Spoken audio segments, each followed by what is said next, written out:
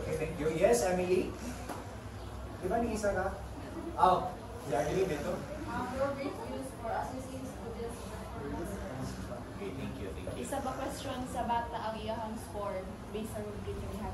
Yes, naikuan, sakto nga. Okay, mo din eh. So, di ka may bongkon sa gusto score. Also to provide feedback to students. Yes, paghiharang mo duman. Yes, Justin!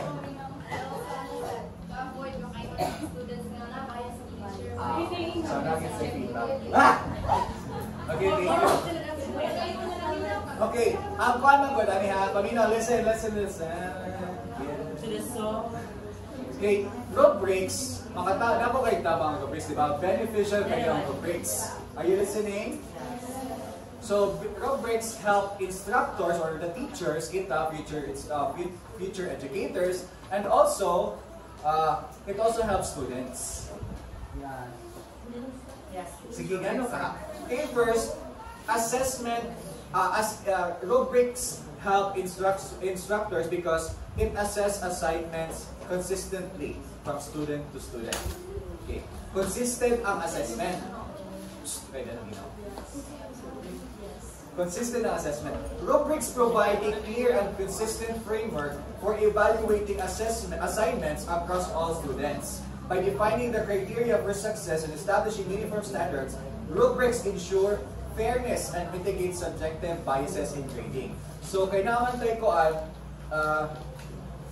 tayo rubric. So dili maglibog ang isa ka teacher unsaon niya pag-rate ang kaning estudyante inana. Dili ito magkay masuod so padakan na kay grado. Naman tayo rubrics na may basihan. Masya. Wala mas mapadali ang ang teacher. Dili na siya maglibog.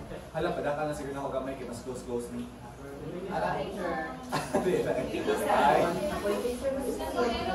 Okay, second. Muna ito ang first guide. First guide, mag-assess. Ako lang i-send niya sa GC ang kuhan. Ang abo commenting report na mag-send ko na lang. Guide mga kuhan pa. So, first mo ito ang mag-assess of assignments consistently from student to student. Consistent ang assignment. Ikaduha kay kuhan, time efficiency. It saves time in grading.